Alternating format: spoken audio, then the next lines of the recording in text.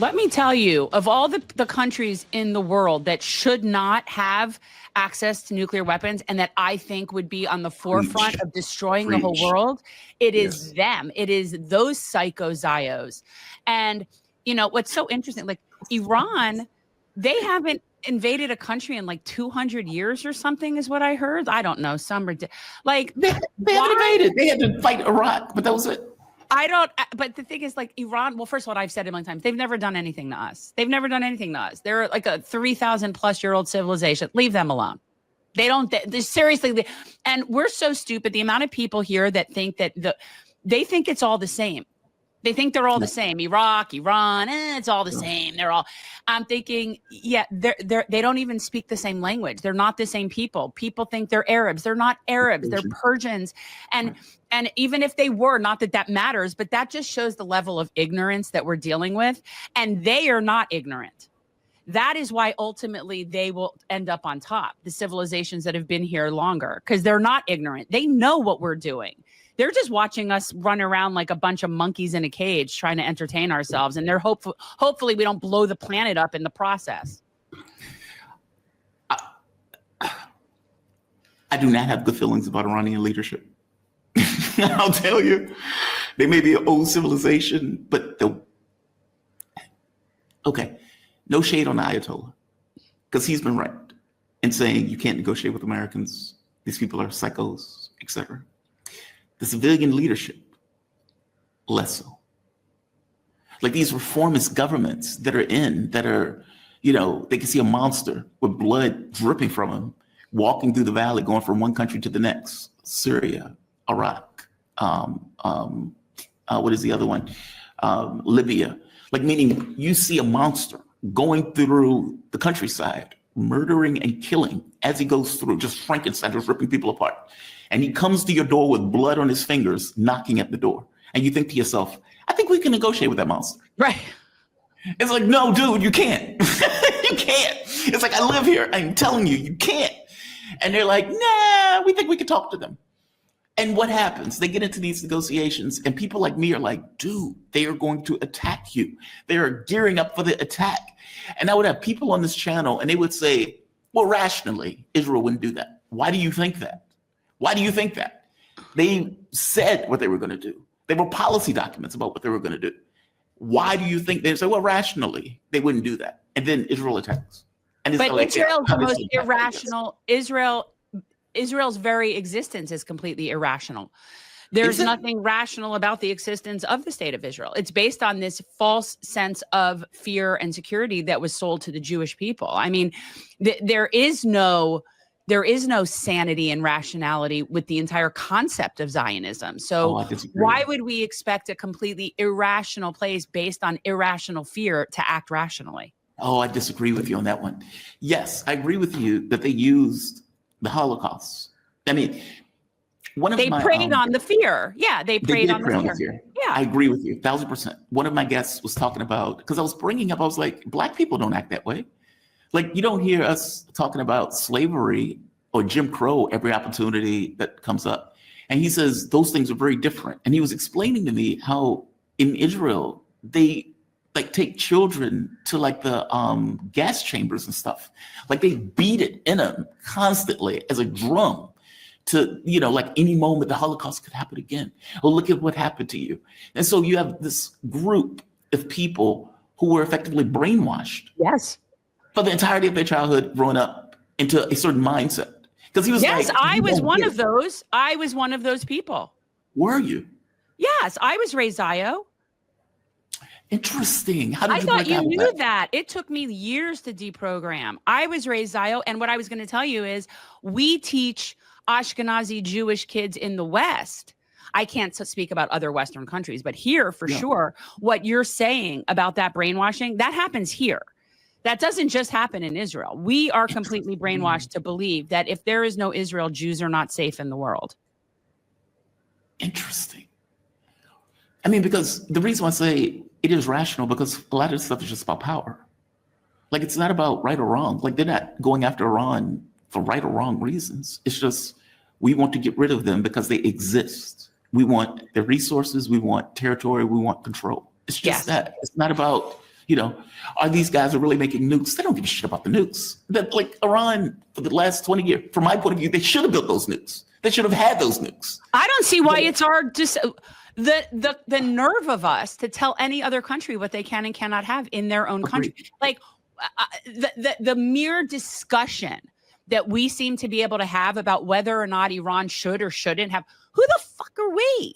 Like, I find that we're even having that discussion so unbelievably outrageous. And so does the rest of the world, by the way. The Ayatollah said that one day. The Ayatollah said that one day. He said, like, who the hell are you? Or something like that. He didn't use hell because he's a religious figure, but he was like, who are you to tell us what we can do in our country? And I was like, you should say, who the fuck are you? That's how I feel. I see it all the time. I don't understand how in the world can a bunch of American talking heads sit around and discuss what another sovereign nation should and shouldn't do and be allowed to do with any real sense of like credibility. And they sit there and discuss this like we have a valid say-so in the matter. And it's just, it's so gross. And this is why the whole world, I believe, hates us. It's that mentality. Like, are you, who are we? It's not about right or wrong. It's just about power. But I just mean in terms of the irrationality of the entire existence of the state of Israel from the perspective of American empire. Yeah, that's our arm. That's part of American empire. When we talk about the tail wagging the dog, if they can't exist without us, then we're the ones in charge. That's how I look at it. I don't care what anybody says. If you foot the bill, you're in charge. They couldn't be doing what they're doing without us. That makes us be in charge. But the concept of Israel in terms of how they built it, how they created it, how they perpetuate the mythology, all of that whole story that they teach. So it's not that different from our mythology in this country, but like the whole mythology is completely irrational. These are not rational actors. These are not reasonable people. The people in charge are psychopathic, but the people that are there are, for the most part, brainwashed, useful idiots. They have been so brainwashed from birth and fear-mongered that that's just their way of being. That's what I mean. Like, these people do not think rationally. Nothing about, and I'm talking about the main people, not the powers that be. The powers that be, I think you're right. They want greater Israel, and they don't really care. And they know that Iran is what stands between them and conquering the entire western part of Asia. So, but the people who thrive off of this idea of a Jewish state, those people, there's nothing remotely reasonable and rational about any of their mind, their thought process, their arguments, nothing. It is completely irrational. But that's required. That's what I guess I disagree with the rationality argument. From my point of view, if you were trying to create this, fictional thing and come up with a justification to be able to kill, maim, create an apartheid state in a Muslim world, you need that. Meaning, how can I say this? You need a narrative, a story. You need to come up with a useful lie, or noble lie, as they call it. This is not noble in this case. In order to get all of these people to be able to justify murdering a huge number of other people, meaning you can't have Israel without that. No, you need to manufacture the consent. Yes, which they've done with the narrative of, hey, if you don't have Israel, you're going to die screaming, you're unsafe, et cetera, et cetera, et cetera. Like, I think you require it. That's why when you say it's not rational, it's required. There is a rationality around it, even though it's disgusting. Right. No, but I mean, it's not based on truths. It's based on a fiction that all Arabs hate us and want to kill us. And that was the main thing that's taught to us as, Jewish Zios. I mean, that was the way it was explained. Like, Arabs are animals. Arabs hate you. Arabs, they would kill you if they get the opportunity. That was the way it was taught. Yeah. Wow. Yeah, we're taught that. And so when you're taught that, you really believe that everything that's done to keep that secure and to keep the Arabs in check is ultimately for your protection. And it's this complete warped, and of course, looking at it now, it sounds absurd because I can see it now. It's absurd. But when they're in it, they really believe that Arabs hate Jews. They want to kill Jews, and that all they want to do is destroy the state of Israel, which, well, now that's probably true because it's a self-fulfilling prophecy. But then again, I want to destroy the state of Israel. So, we're all kind of with you there. But no, like, and what's fascinating is the inherent racism in just saying that, because, and this is, I have such a pet peeve with the term Arabs because I don't know what they're talking about. And I always say, who's Arab? What does that mean? Who are you talking about? Do you mean they speak Arabic?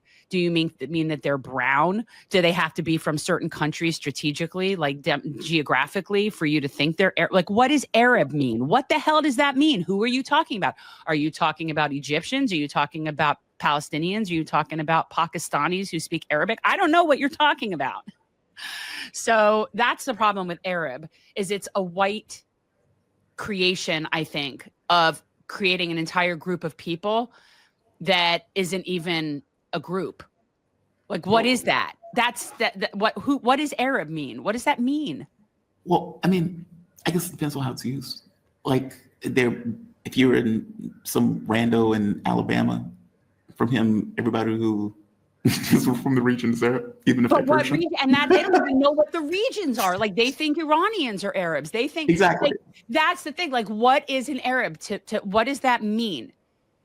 Now, if they speak Arabic and you refer to them as Arabic peoples because they speak the Arabic language, that's fine. Okay, because you have a similar language, you speak a similar language. That's like saying people are English people if they speak English. Okay, like that's fine. But you don't just refer to everybody who speaks English as the Ings. The Ings, like everybody who speaks English. So everybody from all around the world who speaks English is one group of people because of their language. That's the same concept when you call people Arabs.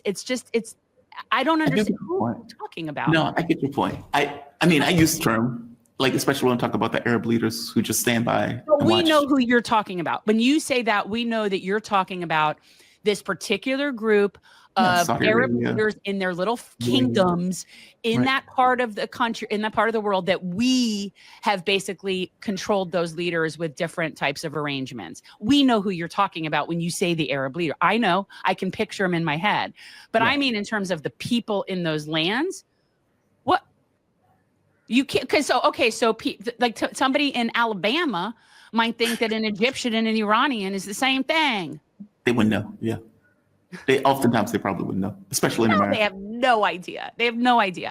But yeah, I just find that somewhat derogatory. But that's also because I was taught that in a negative sense. Let me ask you something.